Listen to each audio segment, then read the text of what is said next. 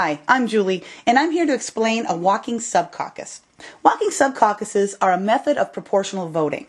It's a way to elect candidates, delegates, or some other official in a way that gives representation to minority opinion.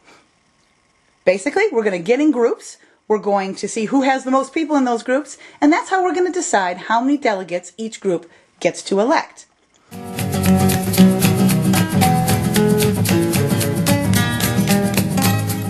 To start, the chair announces a vote.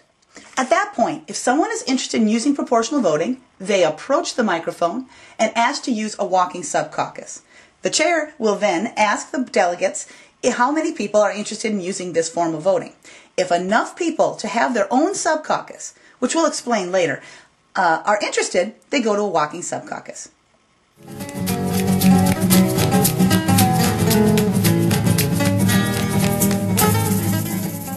Next, the chair will ask for subcaucuses. To call a subcaucus, you simply go to the mic, say your name and where you're from, and then the name of your subcaucus.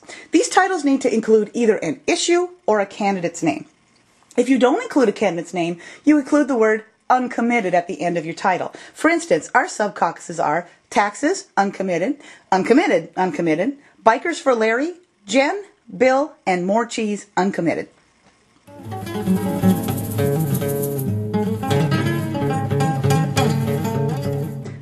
Once the subcaucuses have been called, the chair will assign a place for each subcaucus to meet.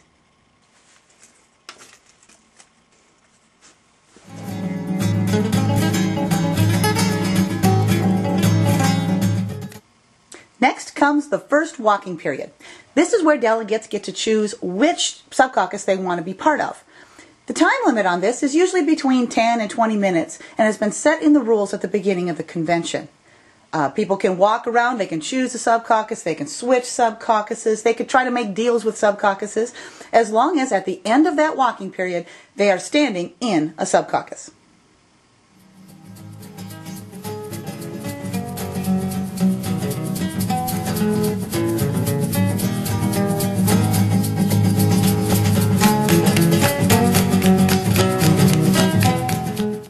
Now it's time to run the numbers.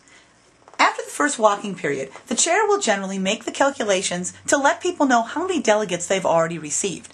Now, this is not final, but it does give people some ideas about what they should do next when we get to walk for the second time. I use a proportional voting calculator, and that's simply a spreadsheet that does all my numbers for me. I enter in the number of positions to elect, and in our case it'll be 6. We're going to elect 6 delegates to our next convention. Then I enter in the names of all the subcaucuses, and how many people were in each group. In our case, 17 people went for Bill. One person, the person who called it, was in more taxes uncommitted. Jen had 28 supporters. 31 people support more cheese. 18 people support Larry. And uncommitted had 5. Now, let's take a look at what the spreadsheet did for me. First off, it calculated my viability number. This is the number of people subcaucusing, our case was 100 people in participating, and divided it by the number of delegates we'd get to elect. 100 divided by 6, and it came up with 16.667. We go out to the thousands place. So that means for every 16.667 delegates you have, you get to elect someone to the elected position. Now, of course, for all practical purposes, that means you need 17 delegates to elect somebody. So let's take a look at how that shook out.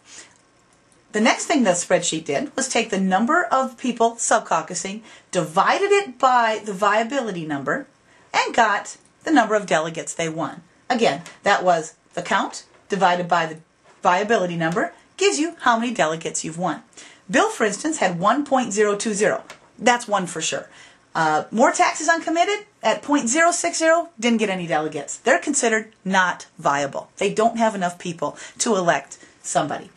Jen had 1.680, so she gets 1. More cheese had 1.860. They get 1. Bikers for Larry get 1 with 1.080. And uncommitted don't get any because they have only 0.3 in their delegate count. So you may have noticed that only adds up to 4. We still have 2 positions to assign. Well, because the numbers don't all come out evenly, we need to find a way to get the extra people assigned. And we do that by using the margin. The margin is the decimal part of each of these numbers. Whomever was closest to getting the next delegate gets the additional people. So for instance, More Cheese Uncommitted at 1.860, their margin is 0.860. They're the closest to getting another one, so they would get the next delegate. The second closest is Jen at 1.680. The 0.680 means they also get another delegate. Again, these are all preliminary and may change in the next walking period.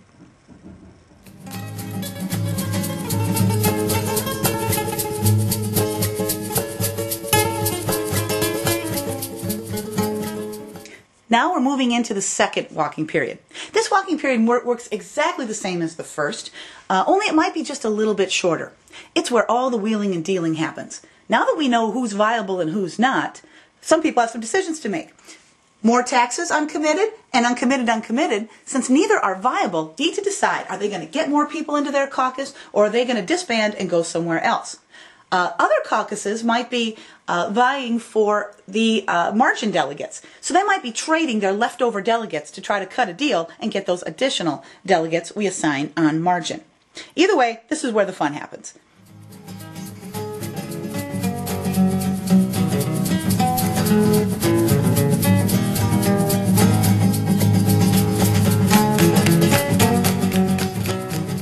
Well, now it's time for the final tally. Just like before, we used our proportional voting calculator, entered in 6 people to elect, and let's enter in the new counts. Looks like Bill held their own and stayed at 17. More taxes uncommitted dropped down to 0. Our guy must have gone somewhere else.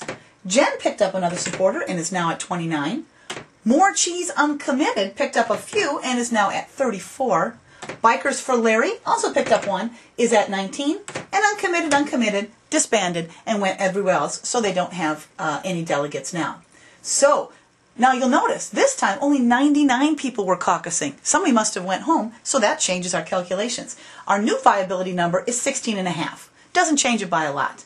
Again, to find out how many delegates people get, you take the count divided by the viability number, and you get the number of delegates. In this case, Bill has 1.030, so they get one. Jen has 1.758, they get one. More Cheese is now at 2.061, they get 2 for sure. And Bikers for Larry at 1.152. In this case, we only have 1 position left to assign on margin, because 3 were given out.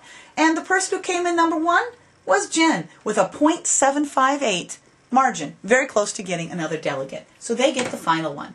And our 6 delegates are assigned.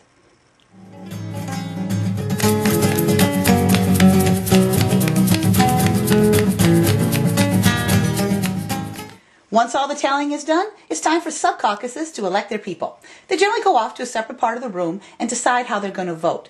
Most of the time, subcaucuses use plurality voting. People make speeches, everybody makes a vote, and whoever gets the most votes wins.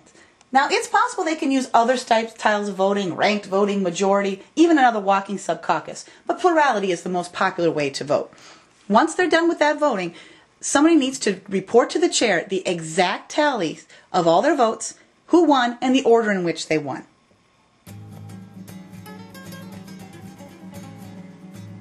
Well, that's it. Enjoy the process, ask lots of questions, and happy voting.